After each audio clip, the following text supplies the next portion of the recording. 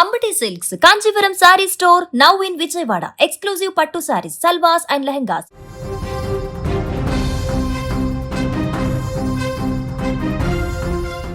నగరాలలో హాస్టల్స్ ఖాళీ అయిపోతున్నాయి.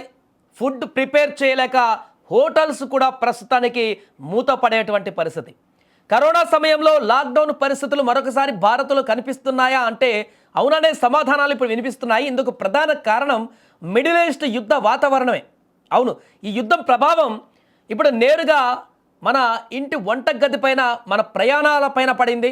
దేశంలో పెట్రోల్ డీజిల్ సప్లై క్రమంగా పడిపోతుంది. మరోవైపు కమర్షియల్ గ్యాస్ సిలిండర్ల సరఫరా కూడా ఆగిపోవడంతో హైదరాబాద్, బెంగళూరు లాంటి మహానగరాలలో హోటల్స్, హాస్టల్స్ మూతపడుతున్నాయి. దీంతో జనం తీవ్రంగా ఇబ్బంది పడుతున్నారు. హాస్టల్స్ మూసివేయడంతో చాలామంది ఇంటిదారి పడుతుండడంతో మరలా నగరాలు ఇప్పుడు ఖాళీ అయ్యేటువంటి పరిస్థితులు ఏర్పడుతున్నాయి. లాక్డౌన్ పరిస్థితులు కూడా కనిపించే అవకాశం ఉన్నట్టుగా కనపడుతుంది. అందరూ కనుక ఊర్లలోకి పోయినట్టయితే నగరాలన్నీ మరలా ఖాళీగా కనిపించేటువంటి అవకాశం ఉంది. మొదటగా ఇంధన సరఫరా గురించి మాట్లాడుకుందాం. మిడిల్ ఈస్ట్ సంక్షోభం కారణంగా క్రూడ్ ఆయిల్ సప్లై చైన్ తీవ్రంగా దెబ్బతింది. దీంతో భారత్కు వచ్చేటువంటి సప్లై తగ్గి పెట్రోల్, డీజిల్ కొరత కూడా ఏర్పడబోతుంది. దీని మొదటి అతిపెద్ద ప్రభావం రవాణా వ్యవస్థ పైనే పడుతుంది. సరుకు రవాణా చేసేటువంటి లారీలు, ట్రక్లు ఇంధనం లేక ఎక్కడికక్కడ నిలిచిపోయే ప్రమాదం ఉంది. ఇలా జరిగితే పల్లెల నుంచి నగరాలకు కూరగాయలు, పాలు, నిత్యావసర సరుకులు అన్నీ కూడా ఆగిపోతాయి. డిమాండ్ పెరిగి సప్లై తగ్గడంతో ధరలు ఆకాశాన్ని అంటుతాయి. పరోక్షంగా సామాన్యుడి జేబుకు చిల్లు పడడం ఖాయంగా కనిపిస్తుంది. మరొక వైపు రోజువారీ ప్రయాణాలు చేసే ఉద్యోగులు, క్యాబ్ డ్రైవర్లు కూడా తీవ్ర ఇబ్బందులు ఎదుర్కొంటారు. ఇక అత్యంత ఆందోళన కలిగించేటువంటి విషయం కమర్షియల్ గ్యాస్ కొరత. ఇంధన సంక్షోభం ఎఫెక్ట్తో కమర్షియల్ ఎల్పిజి సిలిండర్ల సరఫరాను చాలా చోట్ల నిలిపివేశారు. దీంతో ఐటీ హబ్లైనటువంటి హైదరాబాద్, బెంగళూరులో పరిస్థితి దారుణంగా మారిపోయింది. గ్యాస్ లేకపోవడంతో వందలాది మందికి రోజు భోజనం పెట్టేటువంటి హాస్టల్స్ కానీ, మెస్సులు కానీ, పీజీస్ కానీ, హోటల్స్ యజమాన్యాలు చేతులెత్తేస్తున్నాయి. కట్టెల పొయ్యి లాంటి ప్రత్యామ్నాయాలు నగరాలలో సాధ్యం కాదు కాబట్టి విలేజ్లో అయితే సాధ్యమవుతుంది. ఇంట్లో ఆరు బయట హ్యాపీగా ఆ ప్లేస్లో కట్టెల పొయ్యితో హ్యాపీగా ఫుడ్ ప్రిపేర్ చేసుకుంటారు. కానీ నగరాల్లో అలాంటి పరిస్థితి ఉండదు. ఇరుకు గదులు, అపార్ట్మెంట్లు ఇలాంటి పరిస్థితుల్లో కట్టెల పొయ్యి పెట్టుకుని కొనసాగించేటువంటి పరిస్థితి ఉండదు వంటలన్నీ కూడా. చాలా చోట్ల హాస్టళ్లను తాత్కాలికంగా మూసివేస్తున్నట్లు నోటీసులు కూడా అంటిస్తున్నారు. ఇప్పటికీ ప్రైవేట్ హాస్టల్స్ అయితే కోకొల్లలుగా ఉన్నాయి. హైదరాబాద్లో విద్యార్థుల కోసం, లేకుంటే ఉద్యోగుల కోసం ప్రైవేట్ హాస్టల్స్ చాలా ఉన్నాయి. అవన్నీ కూడా ఇప్పుడు ఖాళీ అయ్యే పరిస్థితి. తిండి దొరక్క ఉండడానికి చోటు లేక ఐటీ ఉద్యోగులు, విద్యార్థులు తమ సొంతూళ్ళకి ఇప్పుడు పయనమవుతున్నారు.